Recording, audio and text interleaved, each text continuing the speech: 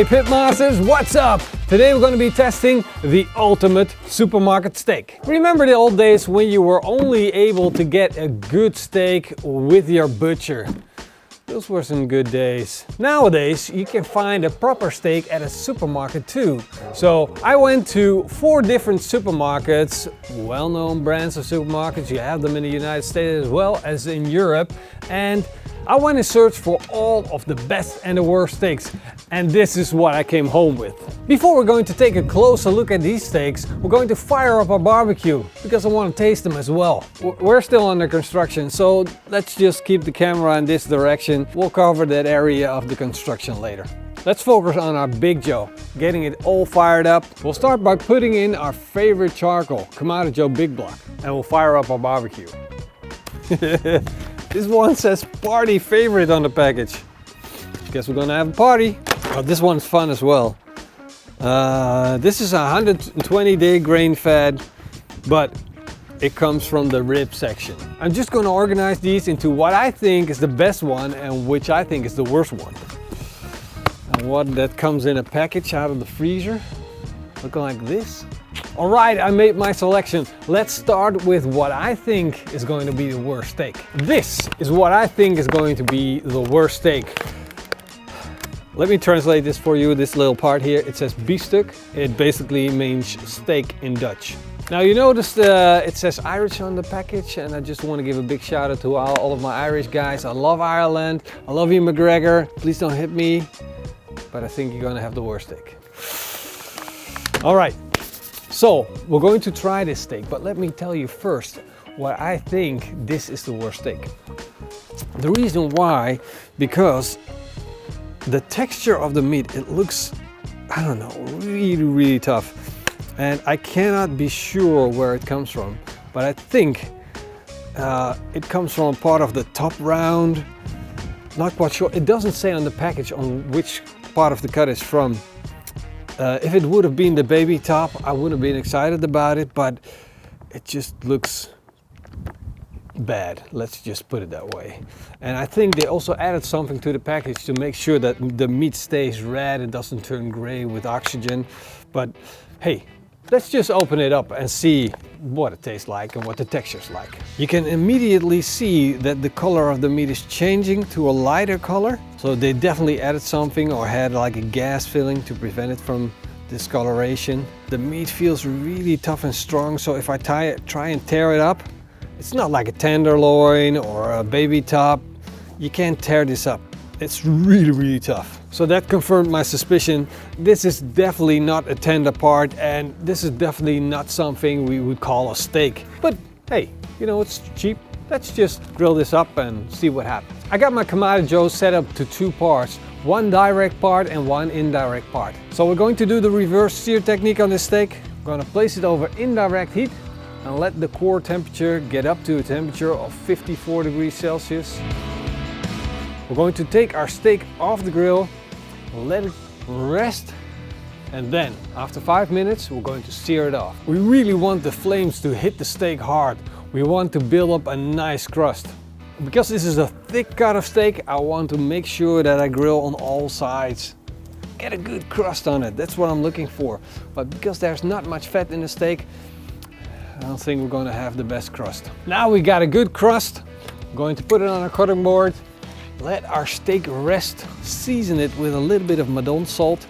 And I always season my steak afterwards. This is an important part. The salt tastes better and gives the meat more texture when you season it afterwards. Forget what every chef ever told you. Don't season up front, season afterwards, and use a good pyramid crystal salt.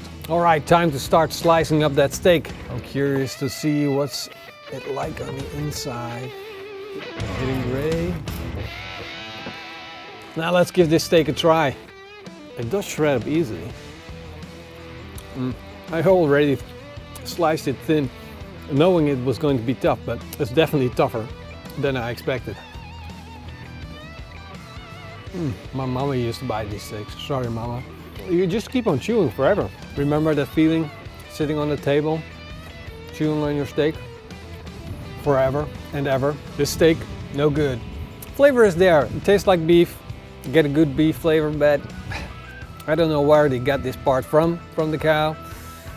Definitely not the most tender part. All right, on to the next steak. This is what I think is going to be the second worst steak. The reason for that is that I bought this at a supermarket which only had one version of the steak, which was from the freezer section. It says Holland steak. Let's open it up. It doesn't look that bad. Looking at it now, of course this looks bad. Of course it looks bad, but it looks to be like a more tender part than I expected. Let's just take this out of the package. No, this is really tough as well. This looks like the same part as the steak that we just had. All right, we'll just grill this up. I'm not really getting excited about this steak. Look, it's really lean and tender. It does have a nice dark red color, but it feels really, really tough. Let's just do the same thing that we did to the other steaks. Reverse sear, there we go. We did a reverse sear on that steak. We rested it. Now it's time to slice into it. And again, I'm slicing it thin because I think this is going to be a tough steak again. All right, there we go. Taste test.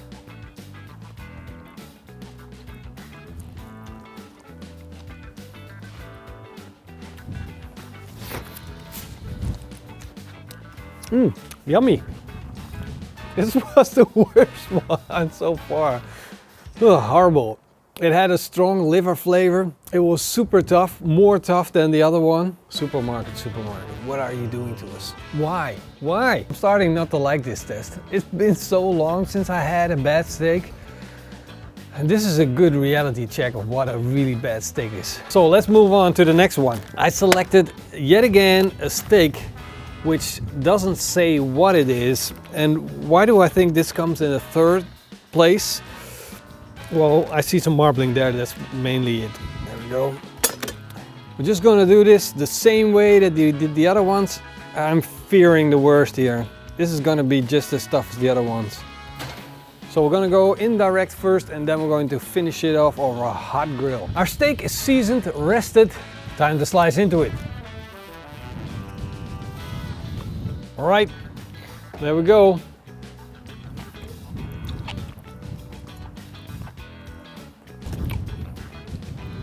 I would offer to tell you something about the steak, but this steak is just horrible as well. And of course, there was one, the worst one, the frozen one with the paper package. That was absolutely the worst one since it tasted like liver and man, it was so awful. But we can put all of these three together. They are terrible. Don't buy these steaks. They're just, if you buy a steak in the supermarket and it says steak on the label without defining where it comes from, which part of the cow it is, you can be sure you got the wrong part. And it's going to taste horrible and it's going to be tough and just a disaster. Don't buy it. It's a waste of your money. It's a waste of the animal that's going to waste. So just be respectful of the animal, don't buy it at all. Now we're getting to the steaks that you know where they come from. It says it on the package. It says it comes from a part of the cow which I actually like. For instance, the baby top steak. We're going to grill all of these up, then we're going to take a closer look at them. First one that we're going to throw on is a chuck steak. 120 days grain fed. Look at that marbling, it's fantastic. We did this many times. It's the best, cheaper steak there is. So I'm guessing this is a good one. Now the bad part about this steak is that they put it in a paper package and they didn't let me know it was a chuck steak. So I had no way of telling if it was good. And so I opened it up and I'm pleasantly surprised that it actually is a chuck steak. So if I would have known this, I might have put it on the front of the line. I absolutely love chuck steak. The next steak is a steak that comes from the loin. This is a more tender cut. So if we cook it like almost blue, it's going to be a really good steak. The third one is going to be our baby top steak. In Dutch, it's known as kogelbiefstuk. This steak is also known for its tenderness. You see how pale that is? Extremely pale. It almost looks like veal. Now the last steak is what I believe to be also baby top, and look at how white it is as well. I'm not sure if this is veal. It's very hard to tell. If you take a steak out of the vacuum package, It really comes down to how is it packaged, how is the cow treated. We can only find out if we grill it and we actually eat it and taste it. Then we can really tell what this is. We reverse seared our steaks. We grill them up nice and crispy, and then we let them rest with a little bit of Maldon salt on top.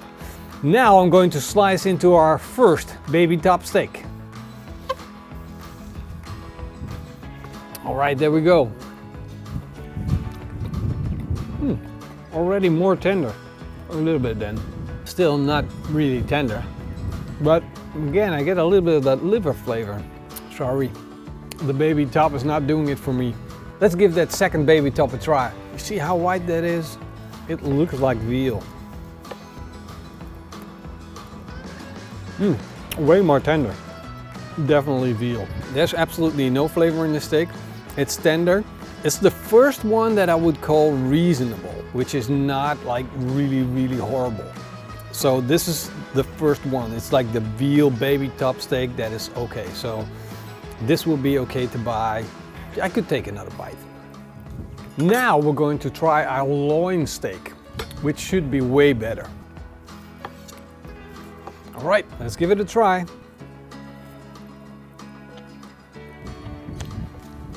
How on earth is that possible? How can they get a loin steak this tough? What did they do to the cow?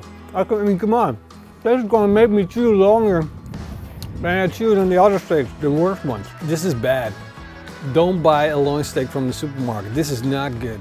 It's not that the flavor isn't right. I mean, there's almost no flavor there, but it's just so tough. I don't get it. Why? It's not that hard. Bad steak. Now we're getting to our chuck steak, and I'm super excited about it. It got a lot of flavor, so let's slice into it. Wow, look at that fat running through that steak. This looks promising. Just look at that. Beautiful. You can tear it apart. Look at that.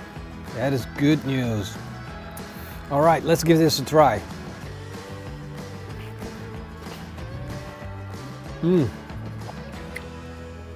That's flavor. Why am I chewing so long? I still have my mouth full. The problem is, this steak tastes really good, but it's chewy. It doesn't feel like chewing a steak. It feels like running a marathon. That's how long I gotta chew. I don't get it. When I order a chuck steak from my butcher or my online butcher, it's okay. It's not super tender, but it's not as tough as this. It's like there's something wrong with it. It's like they took the oldest cow, beat it into submission. Sorry. Great idea, great flavor. First one to really have really good flavor, but the tenderness, not that great. So that was a bit of a disappointment as well. We had the first section, the first 3 steaks were horrible. Then we had the mid section with the 4 steaks that were, well, I expected to be okay, but basically they aren't okay. You're paying a lot of money, and if you pay chicken, if you buy really quality chicken, you're gonna be better off at that price. It's gonna be more tender, more juicy, more flavor. So why would you buy steak at that price? It's like, it doesn't make any sense. Get pork, get chicken, it just tastes better at that price. So we're moving on to the steaks, of which I hope are gonna save the day. We got them right here. I got strip loins, and we're gonna have a party because it says so. Party strip loins. I don't know what that means, if it makes them better, but I hope it's gonna be a party. Then we also got the ribeyes. Look at that, black Angus ribeye without any marbling. Good job. But then we got also some ribeyes with marbling, so I'm excited about that. I'm placing this as the winner of today. Ribeye with a little bit of marbling, that's gotta be good. Let's open all of the packages up. They fooled me. 2 ribeyes. If you look at the package, you think like, wow, here's a steak here. Maybe there's one behind the package, but you tear it off, there's nothing here. And you think, wow, this is gonna be good ribeye. And then you take the package out, and it's 2 mini ribeyes. Fooled again, fooled twice. Now before we're gonna throw these on the grill, there's something different to these than the other steaks. Look at them, they're so thin.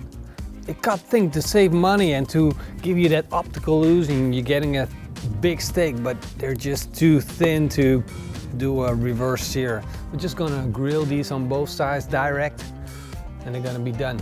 First, we're gonna throw on our strip loins. There we go. They got a nice little fat cap. Hopefully that's gonna render down and give us a little bit of flavor. Now it's time to throw on our ribeyes.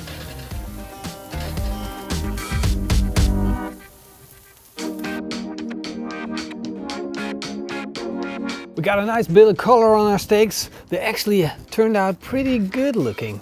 You can see that the fat in the steaks are giving the steaks a good bit of color. This is important, and we didn't see that with the other steak, the leaner cuts that didn't have any fat in them. All right, let's first slice into our strip loins.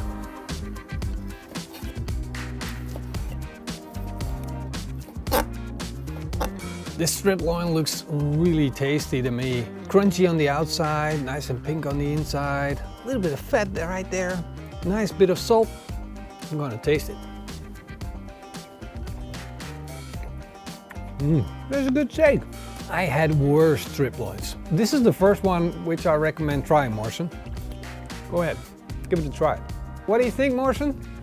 It's a good steak? This is actually a good steak. Yeah, on a scale from 1 to 10. 10 being Wagyu, A5, 10 plus. 6.8? 6.8. And I would place the other steaks, the first ones, at a -2. All right, second.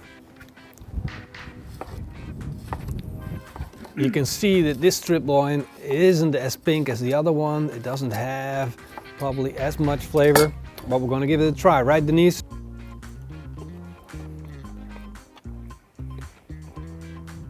I think this was a younger cow because we got a little pinkishness there, a little less flavor, a little easier to chew, but still good steak. Don't get me wrong, good steak. You ready for the ribeye? Ready. So we're going to go for the black Angus ribeye with the less marbling. So we're gonna keep the best steak for last. You can see that this ribeye, it was so thin that when we started grilling it, it cooked almost all the way through. Of course, we needed a little bit of crust on the outside, but you see there's just a very little pinkishness on the inside. Cheers. Cheers.